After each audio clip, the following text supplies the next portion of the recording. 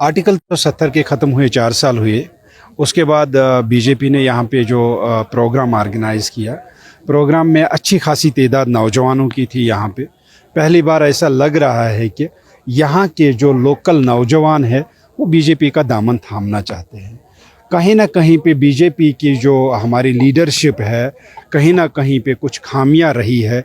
जो यहाँ की बीजेपी पार्टी के जो मैक्सिमम लीडर है, जो पब्लिक आउटरीच करने में अभी या तसाहुल से काम ले रहे हैं या नहीं पहुँच पाते हैं, लेकिन ग्राउंड सिचुएशन बदल चुकी है। बीजेपी के लीडरान से मेरी ये गुजारिश भी है साथ साथ में वो अपने घरों से, वो अपने ऑफिसों से बाहर निकल कर देखे, लोग उनको हाथों हाथ लेने के लिए तैयार है।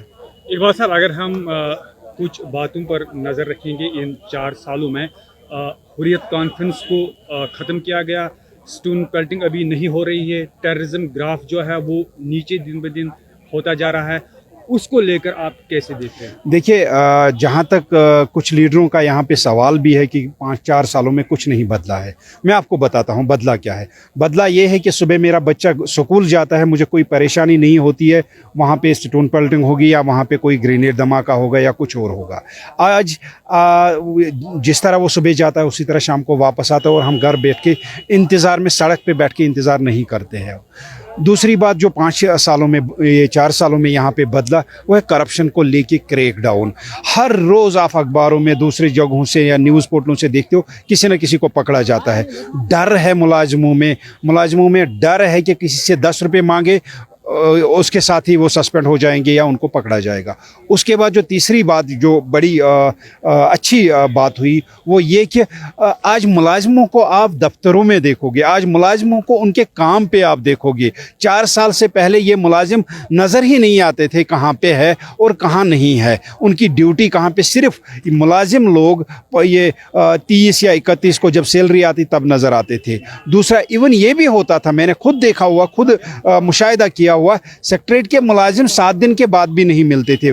फाइलें आज जाती थी, अगले साल तक उनका एड्रेस ही नहीं होता है। जितना ट्रांसपेरेंट इन 4 सालों में ट्रांसपेरेंसी को लेके काम किया गया, इतना पीछे सचमुच में पिछले 70 सालों में नहीं हुआ।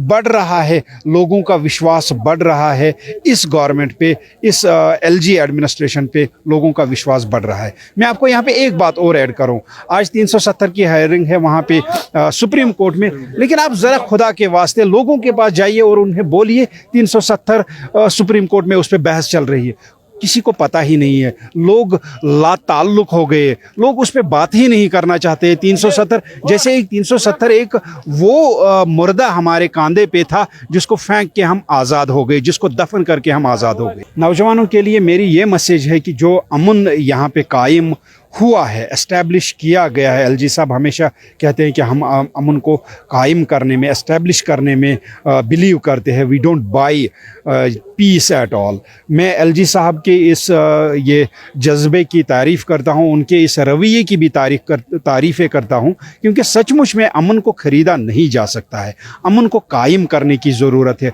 और यहाँ के लोगों ने विलिंगली 4 साल में एलजी साहब को यहाँ पे इसलिए लोगों ने ये अमन को कायम करने दिया क्योंकि ये लोगों के दिलों की ख्वाहिश थी, यहाँ पे अमन होना चाहिए।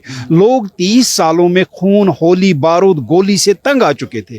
30 सालों की ये खून, होली, बारूद और गोली का जो सिलसिला चला, वो जब बंद हुआ, नौजवानों को अपने टैलेंट दिखाने के लिए, नौजवानों को अपने हुनर दिखाने के लिए, अपने रोज़गार के अवसर को ये ढूंढने के लिए टाइम मिला। आज आप देख रहे हो मुख्तलिफ शोबों में हम तरक्की कर रहे हैं, चाहे वो ये गाय पालन वाला शोबा हो, चाहे वो भेड़ पालन वाला शोबा हो, चाहे टूरिज़्म को आप देख लो। मेनली यहाँ पे टूरिस्ट, यहाँ पे आपको होटल नहीं मिल रहा है। आज आप डल के तरफ से जाके देखो, आज एक शिकारी वाला कम से कम 7-8 हज़ार दिन को कमाता है, और कभी वो हफ्तों या महीनों को भी 60 हज़ार नहीं कमाता था। आप उनसे पूछो अमन का वैल्यू क्या है, आप उन लोगों से अमन का वैल्यू पूछो जो ये गाड़ियाँ चलाते, जो ट्रांसपोर्ट का काम करते हैं, और फिर उनको हड़ताल के 6 महीनों के बाद भी जम्मू कश्मीर बैंक या दूसरे बैंकों में किस्तें भरनी पड़ती थी। उनको पूछो ये 4 साल में आपने किस तरह किस्तें मैनेज की, आपने 4 साल में किस तरह